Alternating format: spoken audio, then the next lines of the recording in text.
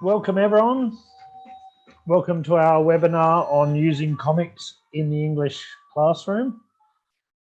I'm joined by Carson today. I'm afraid Rebecca couldn't make it. She sends her apologies. But as always, let us know where you're joining us from. Where are you, Carson? Well, I'm, as always, back in the United States here and happy to be back for one of these webinars, and great to see so many names of so many of our MLA faithful group leaders on the refreshed course. It's always a pleasure for me when I get to spend a couple hours with you guys going over these, and especially when they're fun topics like comics. I really enjoy, some comics, and would love to hear in the chat from people, like what type of newspapers do you still read? Or does anybody in particular subscribe to any English papers? I know a lot of people now can get English papers online. So I'd be interested to know if people are still reading papers and reading comics. Yeah, let us know if you used to read comics when you were young. Did you read the Disney ones, superhero comics, or funny ones? Have you ever read manga? Manga is a bit like a foreign country for me. Have I ever read manga? No, I've never heard of it. You've never heard of it? I've never heard of it.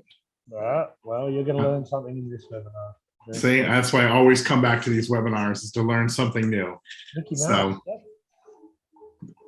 Always exciting, and it's always good. Rebecca is, making preparation. She's been, working for our summer programs for those group leaders that are out there that are used to coming away with MLA for our Summer Vacanza Studio programs. We're so excited to be coming back to face-to-face learning for this summer. And we really look forward to welcoming you and your students from all over the world back to MLA centers again. It feels so good to be able to say that officially with confidence. So it's great.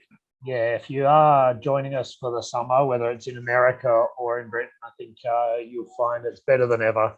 Okay, the people we've been recruiting, the centers we've got are going to be really good this year, I think. Okay. Yeah, super excited. So again, we've asked people that have just joined us here in the chat, since today we're talking about comics, just tell us in the chat what comics maybe you are still reading. And I asked another question too, if anybody is subscribing to any type of an English paper.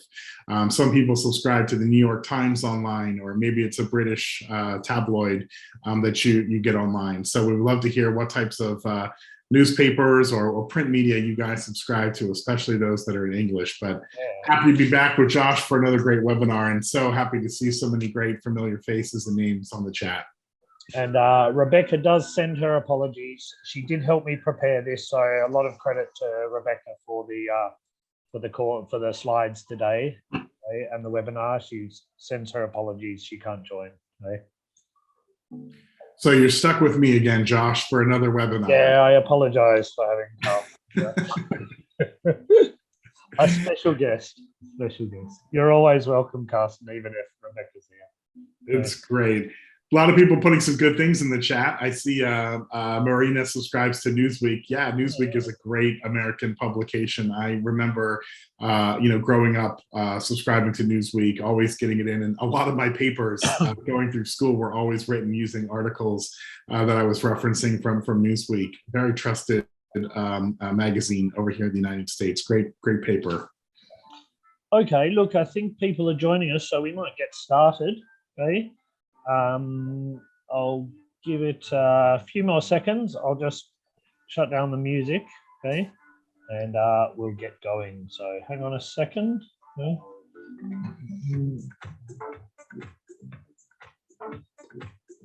Okay, let me just close down the music.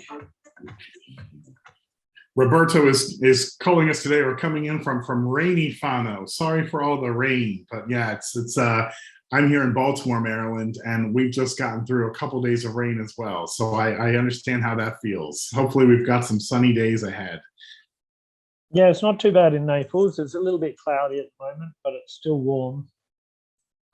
But I think we're looking for a few days of rain ahead. Anyway, shall we get started? So welcome again, if we haven't welcomed you already.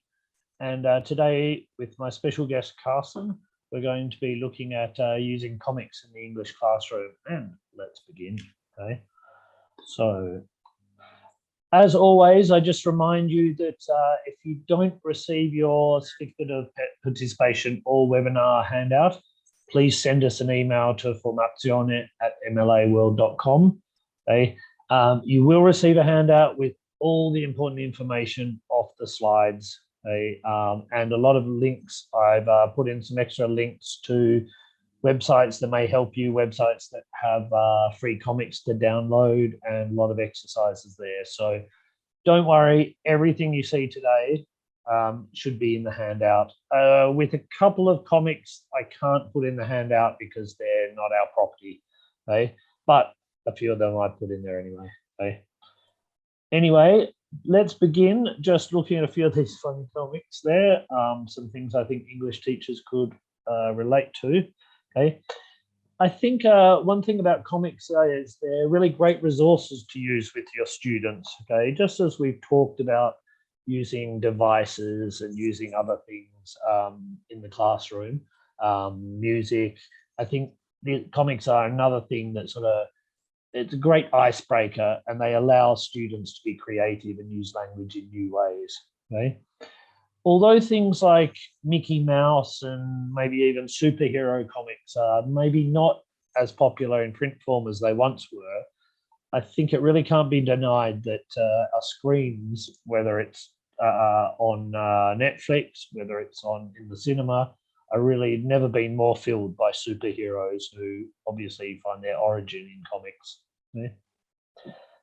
And obviously, again, I think Carson and I were saying that we're not very familiar with these, but Japanese forms such as manga, or the animated manga, anime, are also very popular with today's teenagers. And we won't be talking a lot about that. There's a little bit about that at the end, but I think it could be a really good way to get students involved. That really links people of our generation and younger ones. Let us know in the chat if you have ever used English in your comics in your English lesson. Okay, even if you've talked about superheroes or things like that, let us know in the chat, and I'd be interested to know. Okay.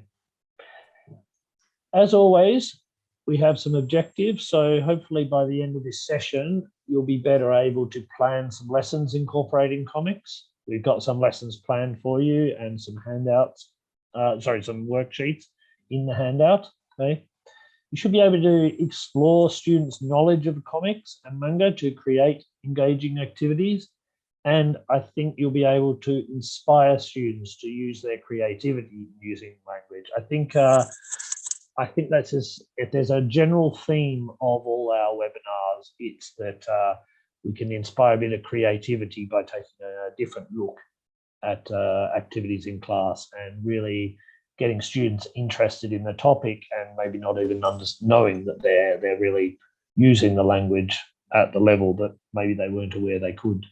Yeah. Josh, we've got some great activity going on in the chat. Both Simona, Elena, Ambra, Julia, basically everybody said that they don't use comics currently in their lessons, but they're really excited to hear about today's content and the ways they can incorporate them. So I think today's going to be a really valuable webinar for people to give a new way of bringing English into the classroom in a way to reach our students. So keep on writing into the chat for us. I'll continue to monitor that as Josh goes through today, but thanks very much for your participation. Remember that anytime during the chat, anytime during the webinar, Carson will be monitoring it. And if you do want to suggest future webinars topics, because we do only have a short time at the end, keep suggesting them even through the webinar. Okay. Anyway, we have something we can all relate to. Okay. That is, we've all had an experience of comics during our childhood. So what better than a shared experience to get people talking? We've got a video here that could be used as a lead into a debate. Okay? Could also be used as a listening comprehension activity using the worksheet in the handout. So there is a worksheet. You can see a very small copy of it down there in the left. I don't think you can read it, but I didn't have enough space to put it on there to keep the video still big. But a couple of questions that come from this worksheet that maybe you can look at in the next moment is, What name was given to conveying stories on textiles in medieval Europe? Don't answer now. Wait till we watch the video. Okay. Superman appeared in Action Comics 1 in 1939. True or false? And what were comics ordered to be after the creation of the comic code and law? Okay. So we'll start this. I think Carson is going to put in the chat the link in case you have any problems following it on your screen at the moment. Obviously, the link will also be in the handout. So let's just follow this for a moment. Let me know if you have any problems. They are the handheld, take-anywhere books filled with superheroes, classic stories, or adult dramas. Some of them originally sold for only 10 cents, but now go for millions. With stunning artwork and legendary storytelling, their pages have captivated readers for over 80 years.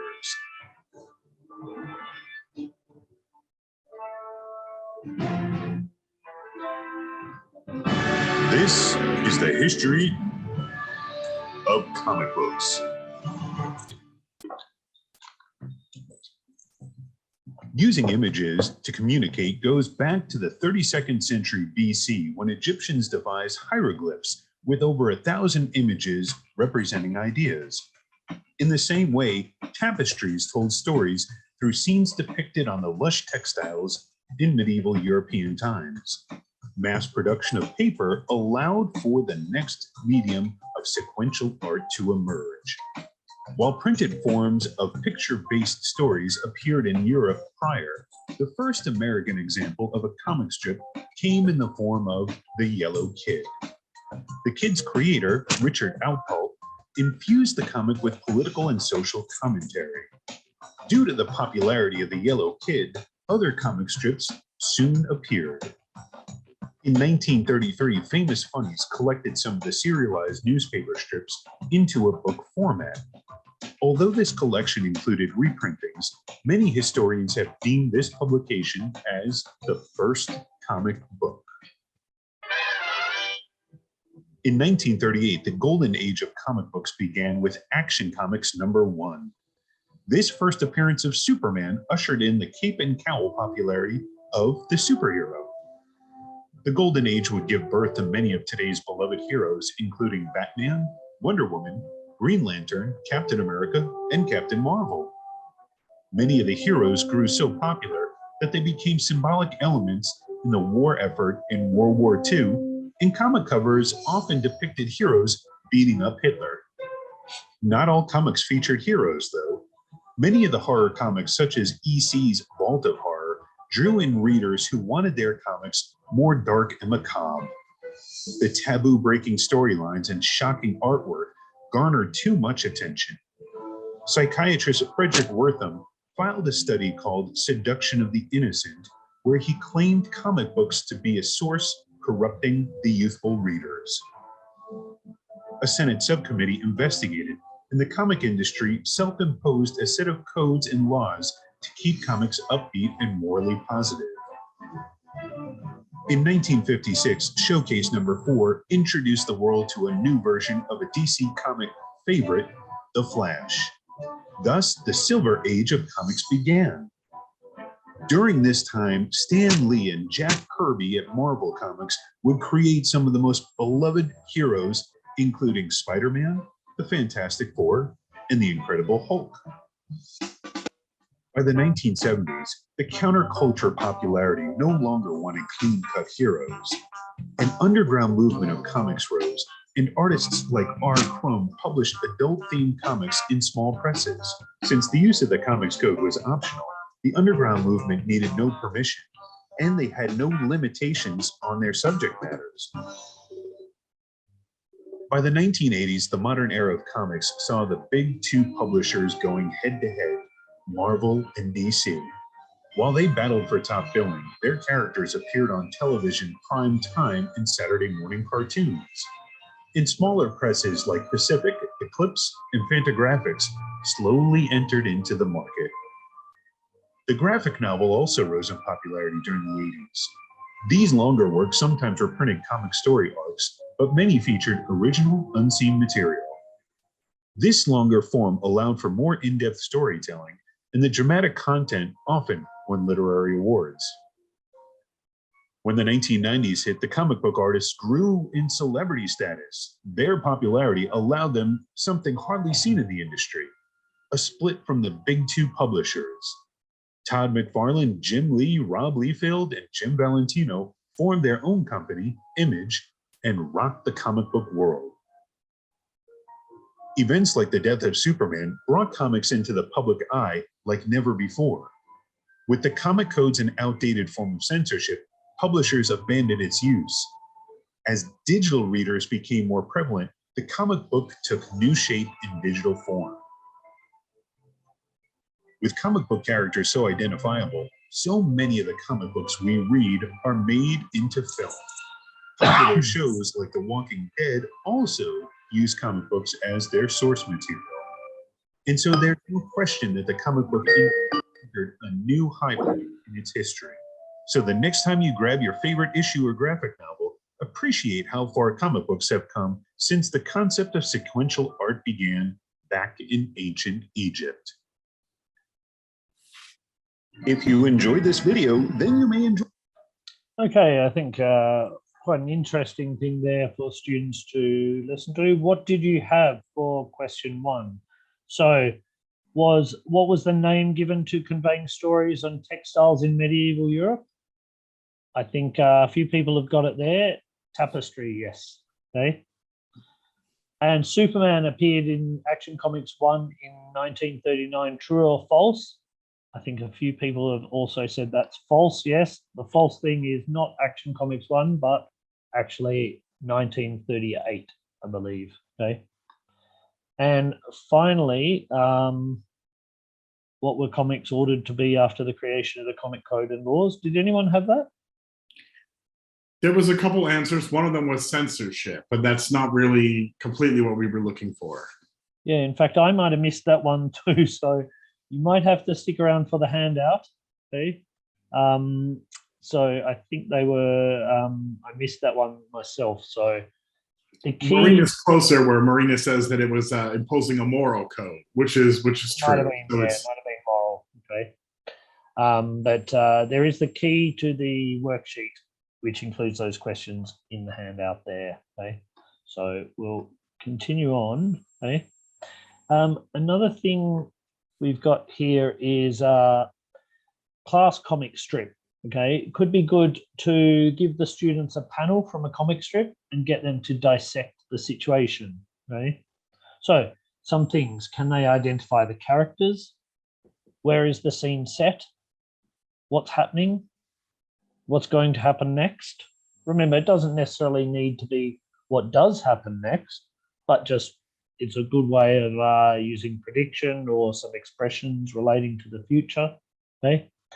It's really good speculation practice, which is often needed in the Cambridge exam. So instead of giving students just a picture, as they often do in the exam, well, as they do in the exams, why not use a comic? It might get them a bit more inspired. Okay? Can also introduce them to new vocabulary. Okay? A bit of new vocabulary in ones there too. Okay?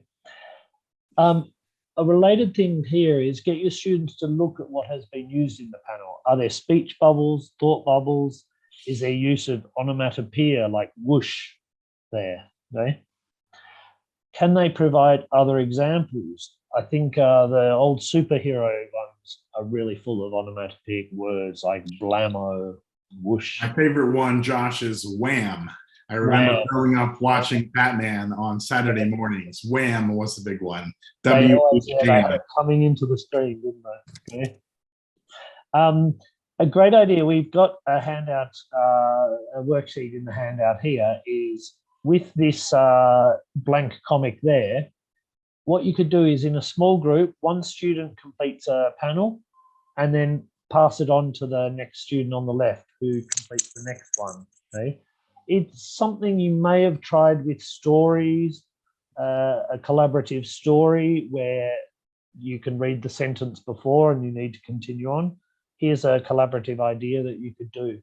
Remember that in this case, you could actually get every student to start with one and they all pass it along. So every story goes in a different direction. Okay? When the whole strip is complete, one person can read the complete strip to the class. Okay. It requires they have an example of speech, thought, using possible reporter speech and onomatopoeia. So as you can see in the comic, the blank comic here, you have a speech bubble, you have onomatopoeic action, okay, and then you have a thought bubble there. I guess they could also add extra thought bubbles. I think you also have a sort of narrator's voice too in the top left corner and the bottom right corner of the first row. Okay. So Josh, we've got some great onomatopoeia in the chat going on. Julia said pop. Elena has a good one, smack. Amber has another one of my favorites, boom. I like boom as well. So a lot of great participation happening in our chat. Yep. And I see Simona maybe preempting an idea that I've got later in the webinar there with the sort of jigsaw. Okay. So we'll be looking at that idea very soon. One other thing is blank cartoons. So what you have is a caption for the cartoons. Now, I'm going to leave these up for a moment, and you can continue to do this if you want to put in a caption for any of these ones. So what would St. Peter be saying to the caveman in number 1? What is the caption for number 1? I guess it could be what is the fish saying or what is the man saying, okay? And what is the caption for picture 3? Again, these are sort of, there's no correct answer here, okay? We've got some suggestions that we came up with a little later in the webinar, but your own suggestions would be really appreciated there, okay? So I won't leave it up for too long, okay? But if you want to take a photo of it on your phone, okay, and think about it during the webinar, okay, feel free. I'll leave it up for about 10 more seconds. Keep putting answers in the chat if you have ideas, okay? Josh, you're a lot more clever than I am on these, I think. So number 2, I think, is my favorite one. We'll see if we have anything good for number 2. Is the man looking at the fish or is the fish looking at the man? That's well, I think this is the great thing. Anyway, the reason I put these in is because since 1998, the popular weekly magazine, The New Yorker, has run a cartoon caption contest, printing single frame cartoons, such as the ones on the previous page, presenting a potentially funny situation and awarding a prize for the best caption, okay? This idea could be used in the classroom with either the New Yorkers or other cartoons, okay? What I've given you in the handout is a worksheet that you can see on the right with the cartoon caption contest, okay? On the worksheet, we have a picture of some people who seem to be sitting on the sofa and the ceiling.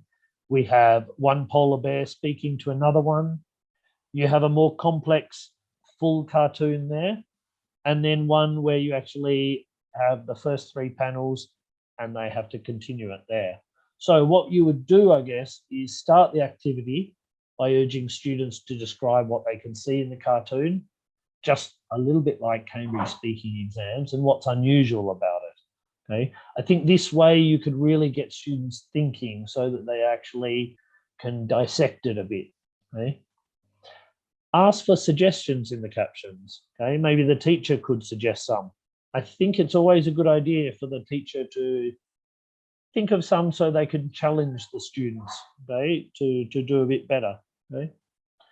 And then put students in pairs and groups. I think it's always good as a pair activity, a sort of what we call in MLA summer, we'd call it task-based learning, okay, where we get the students to work together at this task to complete it. And not only are they producing something, but in producing the thing, they actually have to use English interacting with each other. So they have to come up with a caption for each cartoon. The teacher monitors, maybe suggesting some vocabulary or correcting their grammar or vocabulary or spelling at certain parts, okay? I think the last one might be really interesting too, to get the little artists. There's always a good person in the class, usually quite a few, who love drawing cartoons. Yeah? Students present the captions for the class for each cartoon. And I guess finally, you could always have a little competitive element. The students vote on the best caption for each cartoon. Okay? So coming back, we have another idea, and I think this is sort of like the jigsaw, is to reorder the comic strip. Okay? Could be a fun activity for elementary students. Okay? You need to get quite a simple cartoon and reorder it. This one is not in the correct order. Okay, so you get a simple comic strip, you cut it up, and students have to reorder the panels in the correct order. Okay, it's a fun sort of reading comprehension. So I might get students who may not be so confident at reading comprehension in general, but it might be first steps in this direction. Okay, so let me know. Okay, you may need to pre-teach some vocabulary, or students, you could even get students to research the vocabulary in there.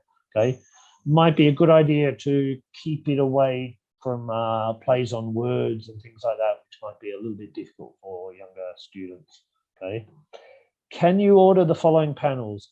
Let me know if you think you know the order. Okay, so we've got a couple of guesses. Okay. Yeah, Marina's really on top of it here in the chat. She's always one of the first to respond, and I think she's got the right order. We'll see if anybody else wants to respond with a guess here for the putting them in order. Julia looks like that she's got a good guess coming in here. Also, Michaela put a comment in the chat about The Simpsons, which is another great American comic that I think has definitely gone worldwide and is probably very much watched by yours. It's the oldest running comic on television, actually, now. It's been on TV for almost 30 years. Yeah, we were actually thinking of incorporating cartoons, animated cartoons into this. We might even hold that off for another webinar. So we're looking at the print form today. And quite possibly in the future, we'll look into another one about animation and things like that, because I think I don't want to cover them too superficially. I think that's a whole webinar there. Okay. Yeah, everybody looks like they were right, come up with the right answer, Josh. Susanna, Okay. Elena, Amelia, everybody looks like they're doing well. So DBCA puts it in the correct order. The correct one. So the most important thing in a relationship between a man and a dog is that one of them be willing to take orders. Okay, like not the dog. Okay, so did you get it correct? Okay? I think everybody so far in the chat has the correct answer, so great job, everybody. Finally, or we will look at the other part, the captions that we came up with before, but finally I thought, as we usually have towards our webinars recently, a little bit about literature. I thought a really great idea would be graphic novels.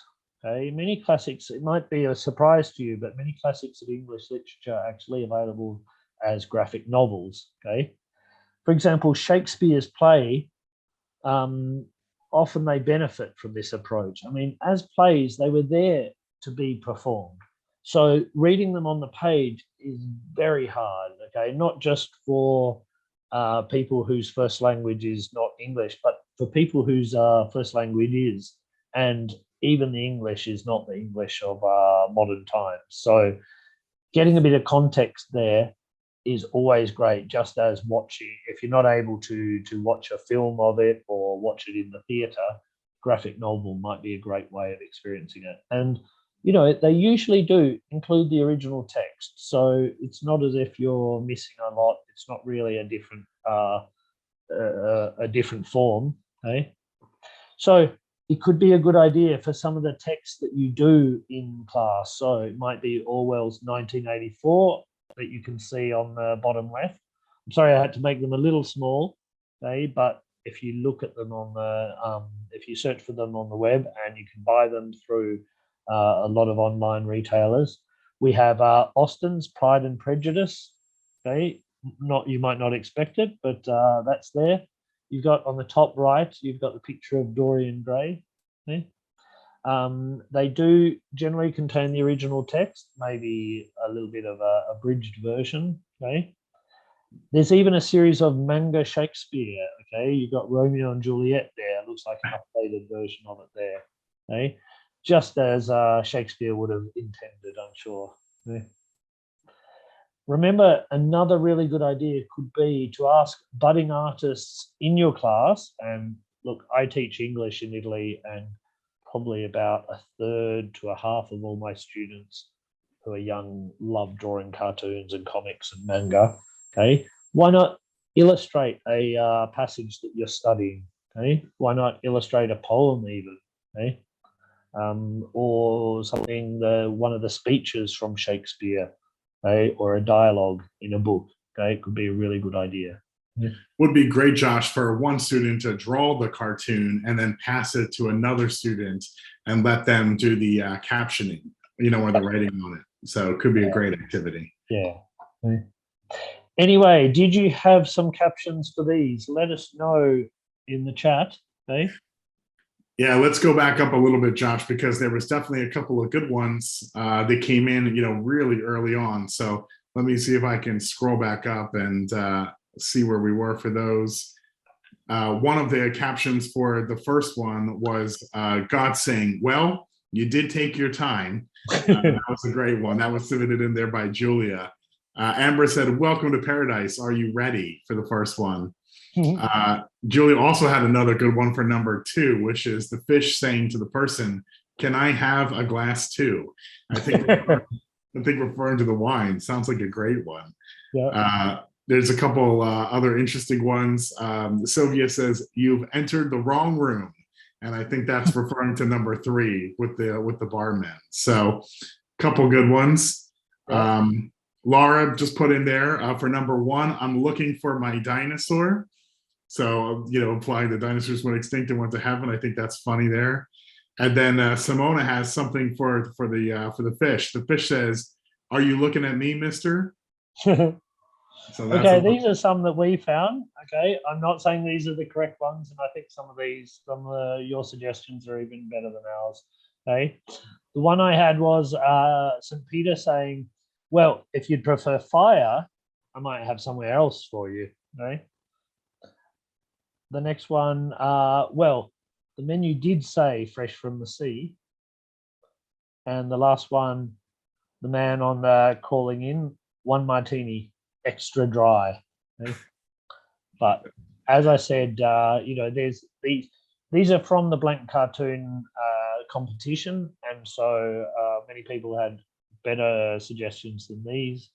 And really, if you can you can make your own. So it doesn't matter if you actually find one that is already blank or you just cut the caption off. Okay. And the great part about this exercise is that there's no right or wrong answer. So this is just all about creativity and using vocabulary and letting the students express themselves and their point of view with this. So, it's even better when there's an activity where everybody has the right answer because it's just based upon creativity. Frankie just put in a post here for number 2. "Sorry, are you alive?" ? So another good one. I was thinking something about they said this was the best sushi restaurant in town. Fresh as sushi, yeah. Yeah, perfect. Yep. Anyway, another possibility would be that you could even give them the caption and they have to draw the other part. Okay, so they have to understand it. You might give them a more complex caption where they actually have to research it, understand what words are, the vocabulary, things like this. Okay.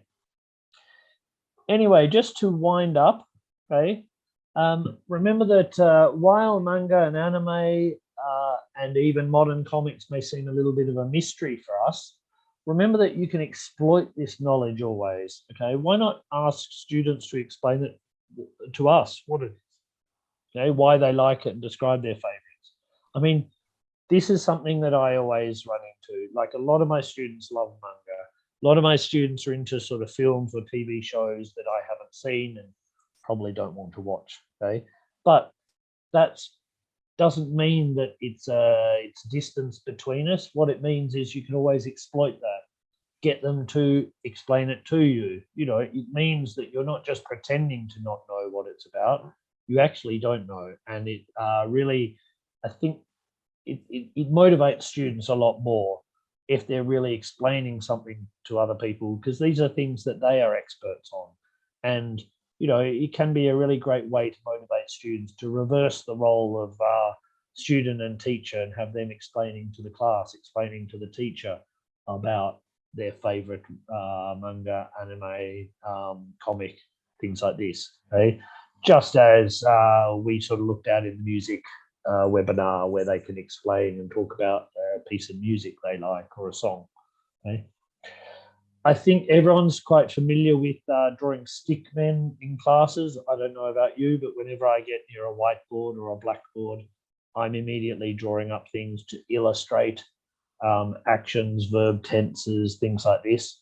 I mean, you know, think about those that comics are effectively stories told in this visual form, so they can always be used to demonstrate narrative tenses, past simple, past continuous, past perfect continuous. Okay, flashbacks, all of these things are really good to exploit sort of grammar terms. Okay, and I think above all, again, sort of a theme of all these webinars is that I think comics in general should be something that they're fun to do in the lesson. Okay, I mean, aren't always the best lessons the ones where students don't really realize they're learning. Okay, they come back from a class saying, you know, oh, we just did this, we just talked about music, we just talked about comics. They may not even realize that they've been doing that totally in English, right? And listening to people. If you meet them on their ground, I think they're really going to take up that challenge. Okay? And so I hope you agree with it. Josh, I just want to say this has been a really great, engaging session, and a special thanks goes out to Rebecca Sharp, who really did a lot of the work in content creating for today's webinar, yes. but was not able to be with us today. Just another great example of creative ways that we can bring English into the classroom with our students. And don't forget, for the people that are joining us on the webinar, we will send out the handouts with all of this. So you're going to get the handouts and the answer sheets to some of the things that we talked about today. I did put the link to that first introductory YouTube video in the chat, but I'm going to put it in there again. Make sure that you go ahead and you save that link so that you can use that. Don't worry, it's in the handout, so you will have that link in the handout. Perfect. Plus, there are a lot of other links that you can follow, not just for things that were in the webinar itself, but also some extra resources that I found on the BBC website and some other great things, some other websites that suggest teaching these sort of ways. Remember that we're always looking for your ideas, so put them in the chat now, or remember you can always email. Okay, so debates in the classroom, that's a great one. Okay, George Orwell, Animal Farm can be found in graphic novel form, I must remind you. Okay, so yeah, we'll certainly have a look at incorporating that. We might actually incorporate it with another theme. Okay, but certainly. Okay. Anyway, as always, thank you very much. Thanks to Carson, who came in at a bit late notice, and thanks to Rebecca, who's not here. Okay, and obviously thanks to all of you. So I hope to see you soon on our next webinar, or even better, in presence in some of our summer centres. Okay. Yeah, looking forward to getting back to our MLA summer. So hopefully we get to see a lot of our group leaders back traveling with MLA this summer to the UK, Ireland, or even over to the United States. And a special thanks to Josh for continuing to put these series on, complimentary teacher refresh courses to all of our teachers all throughout the world. And a special thanks to those that took the time to join us again today. Look forward to seeing everybody soon. Yep. Remember that those are the emails if you want to, if you don't get your certificate or your worksheet and handout soon, there will be another webinar on Thursday, the 19th of May. We haven't decided the topic yet, but we hope you join us soon. Okay? Well, we hope you join us again in 2 weeks. Okay? We will be probably winding these up pretty soon for the summer, as I imagine you're getting very busy with the end of year things, just as we are in the lead up to our summer. But we should have at least one next. I don't know if we'll have one after that, but obviously we'll keep going after the summer. But please join us on Thursday, the 19th of May. Okay. Thanks again for your presence, and hope to see you soon. Okay. Bye, everybody. Take care.